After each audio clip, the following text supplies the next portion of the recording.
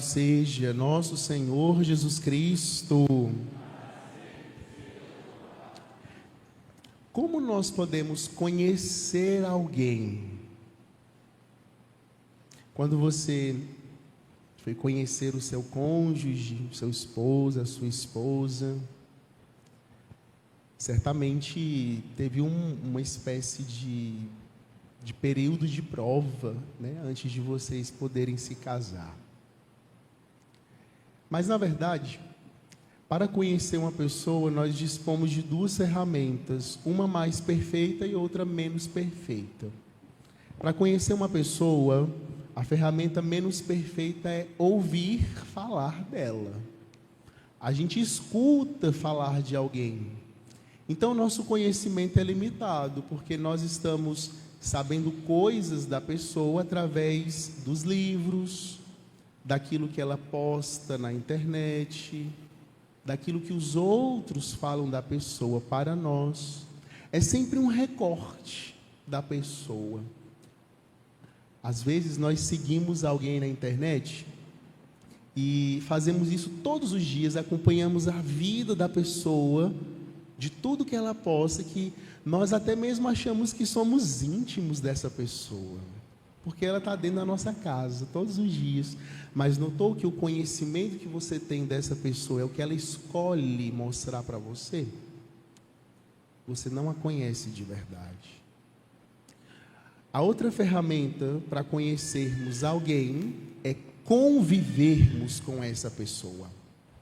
Estarmos junto com ela por alguns dias, por vários dias, por meses, anos, porque aí eu não vou ver recortes da pessoa, eu vou enxergá-la na sua naturalidade, na sua essência.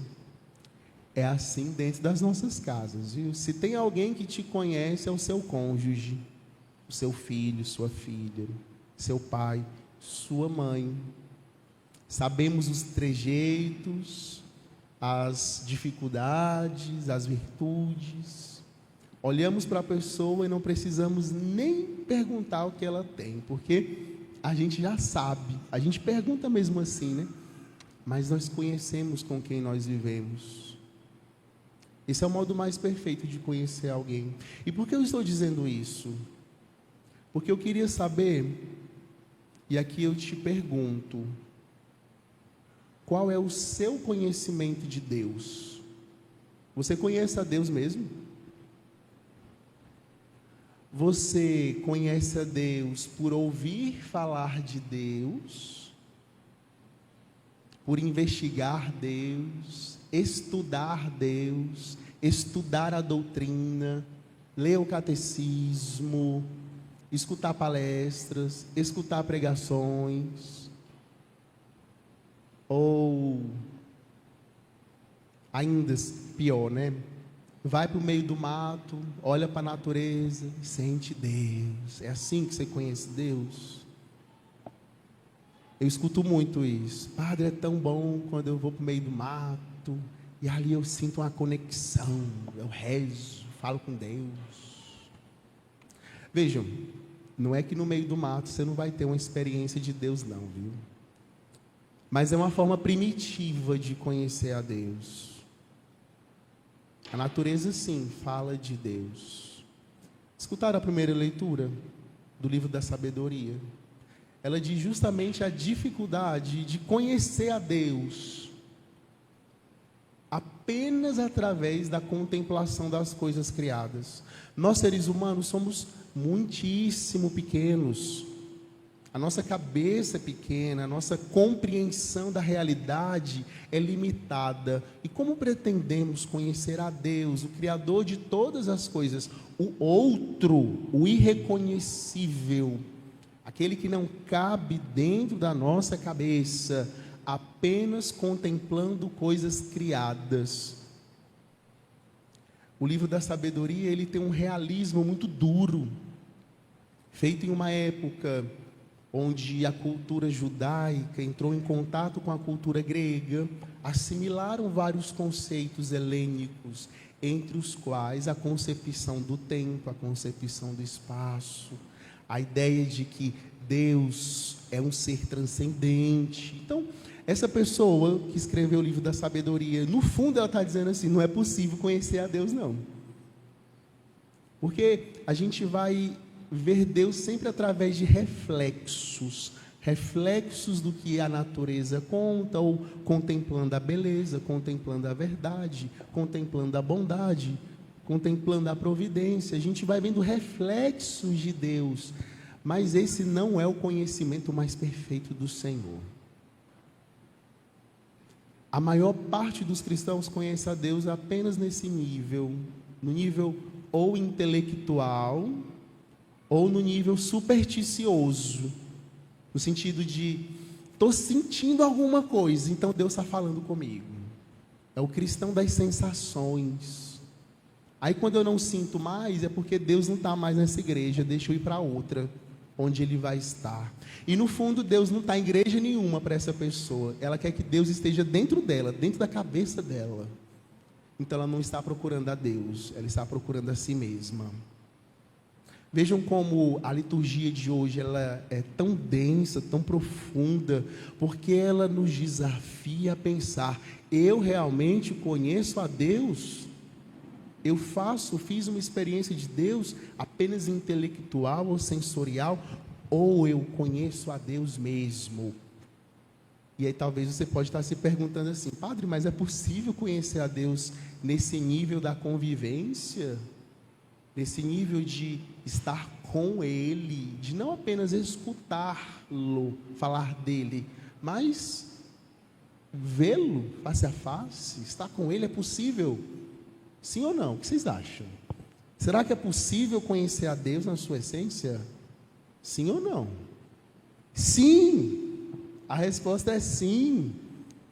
O que é que nós cristãos fazemos todos os domingos, meus irmãos? Se não é fazer aquilo que é justamente aquilo que é mais íntimo, mais familiar que nós podemos ter com alguém, que se chama uma refeição festiva, a festa do Senhor, o banquete das núpcias do Senhor.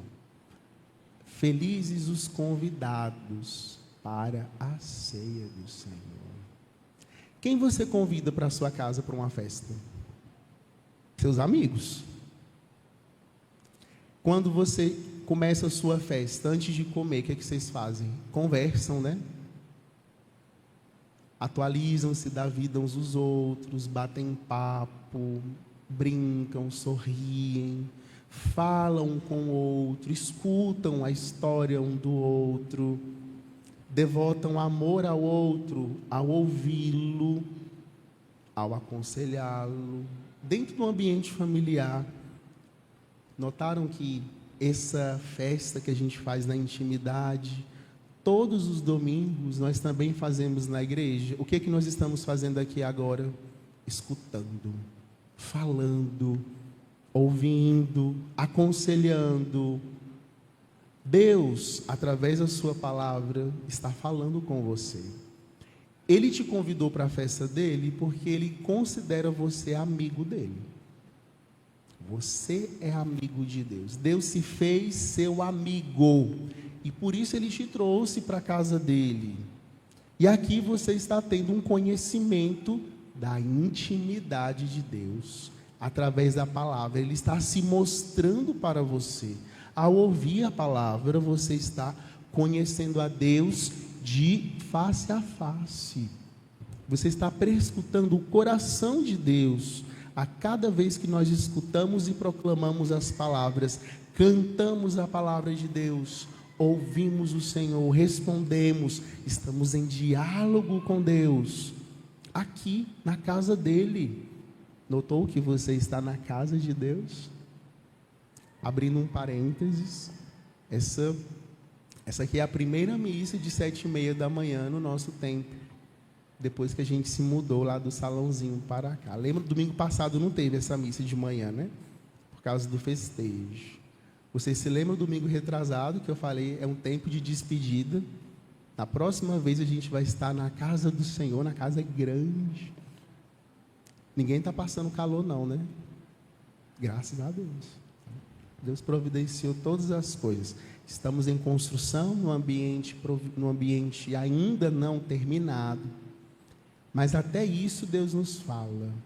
Veja, à medida que nós vamos completando o templo, você vai se enchendo também de virtudes, crescendo junto com o templo do Senhor. E depois que a gente escuta a palavra, na nossa casa o que a gente faz? A gente prepara a mesa e come a refeição. Só come a nossa mesa quem é nosso amigo. E o ato de comer a mesa significa que aquela pessoa, eu a amo, eu gosto de estar na presença dela, por isso eu a convidei para minha casa. E eu passo a conhecer mais e mais a pessoa cada vez que nós fazemos refeições juntos. A nossa religião, ela se funda ao redor de uma mesa, não é por acaso. Porque Deus não quer ser um patrão lá em cima, mandando coisas para nós. Jesus disse, eu não vos chamo de servos, eu vos chamo de amigos. E a amizade se concretiza e se realiza ao redor de uma mesa. E por isso, depois que nós batemos aquele papo gostoso, a gente vem até a mesa. E aqui nós preparamos a refeição e nos alimentamos. Deus prepara uma mesa para nós. Foi o salmo do domingo passado. Deus prepara uma refeição para nós, para que nessa refeição nós podermos ter a vida dele, conhecê-lo, não por ouvir falar, mas porque nós estamos sorvendo a sua vida, o seu sangue derramado, o seu corpo entregue, nos fortalece, nos dá forças. Esse é o primeiro nível da amizade. Só que olha só, Jesus no Evangelho, ele quer que nós demos um passo ainda adiante. Tudo bem, você me conhece, você veio ver onde eu moro, você escutou a minha palavra, recebeu o meu alimento, eu me fiz seu amigo. Agora eu quero saber o que você vai fazer com todos esses 11 presentes que eu estou te dando. Jesus, ele me convida e te convida a dar um passo a mais na fé. Não basta você dizer que conhece a Deus. Jesus hoje exige uma coisa. Eu quero que você seja meu discípulo. Aí a coisa fica perigosa. Quero que você seja meu discípulo. O que significa ser discípulo? Imitador. Eu quero que você me imite. Eu sou o exemplo e o modelo. Você vai ser meu discípulo. Tudo que eu fizer, você fará. E fará coisas maiores ainda do que a que eu faço. Mas veja o meu coração, manso e humilde. Eu quero que você tenha esse coração, manso e humilde. Veja como eu sou misericordioso para com as pessoas. Eu quero que você também seja. Veja como eu tenho sede de justiça. Eu quero que você também tenha sede de justiça. Veja como eu sou pobre em espírito. Não sou apegado às coisas materiais. Também quero que você seja assim. E se você quer saber qual que é o perfil de Jesus, leia Mateus capítulo 5. Aquelas bem-aventuranças daquele capítulo são um retrato de Jesus. E se eu sou discípulo dele, o meu objetivo é ficar daquele jeito ali. Mas para ser discípulo de Jesus é necessário uma decisão. Uma decisão. Eu não posso dizer que vou ser discípulo de Jesus e parar no meio do caminho. E aí ele dá os dois exemplos. Exemplos da paz, da guerra e o exemplo da construção. Não é que eu vou calcular a graça, mas o que Jesus está dizendo é: filho, para você ser meu discípulo, você vai precisar renunciar a tudo. Esse tudo que Jesus está dizendo são as coisas boas e as coisas ruins também. às coisas ruins. Eu preciso renunciar ao pecado. Eu preciso renunciar a uma falsa ideia de santidade. Preciso renunciar aos vícios. Preciso renunciar ao adultério. Preciso renunciar ao coração duro, ao coração amargo. Preciso renunciar aos falsos privilégios. E aí a gente entra na segunda leitura. Paulo, preso, está sendo servido por um escravo chamado Onésimo, que ele mesmo batizou, formou. Mas Onésimo não deixou de ser escravo. Havia escravidão na época de Jesus, não entre o povo judeu, mas entre os gregos. Havia escravidão. E Paulo descobre que Onésimo é escravo de Filémon, que também havia sido batizado por Paulo. Que contradição! Como um cristão pode ter um escravo? Vejam, Paulo escreve um bilhete para Filémon e diz assim: Filémon, Onésimo fugiu de você, mas eu estou mandando ele de volta, e eu quero que você o receba não como um escravo, mas como um irmão no Senhor, e você vai cuidar dele agora, porque foi para a liberdade que Cristo nos libertou. Nós rezamos na oração coleta: dai ao vosso povo, Senhor, a verdadeira liberdade, essa liberdade interior. Não há mais amarras para quem é discípulo de Jesus Cristo. Ao renunciar ao pecado, eu estou renunciando aos grilhões que me prendem e me torno livre, pronto para poder ser discípulo de Jesus Cristo. Quando Jesus pede para renunciarmos os bens, as coisas boas, sobretudo as relações familiares, aqui é um ponto que muitos de nós temos uma grandiosíssima dificuldade. Jesus fala para não absolutizarmos a nossa família. Em que sentido? Não é que nós vamos abandonar a nossa família para viver na igreja. Isso é fuga. Mas o que ele diz é: procure o bem da sua família, amando em primeiro lugar a Deus. Se a orientação do seu coração for o amor de Deus, você saberá conduzir a sua família. Se eu quero que a minha família seja salva e chegue ao conhecimento da verdade, se eu vir alguns filhos meus no erro, eu não vou passar a mão na cabeça dessa pessoa, desse meu filho, dessa minha filha, porque eu sei que aquele caminho levará à perdição, mas eu devo corrigi-lo.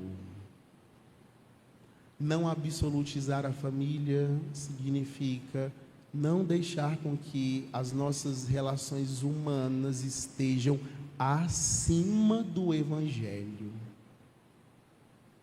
Isso é difícil. Isso é difícil.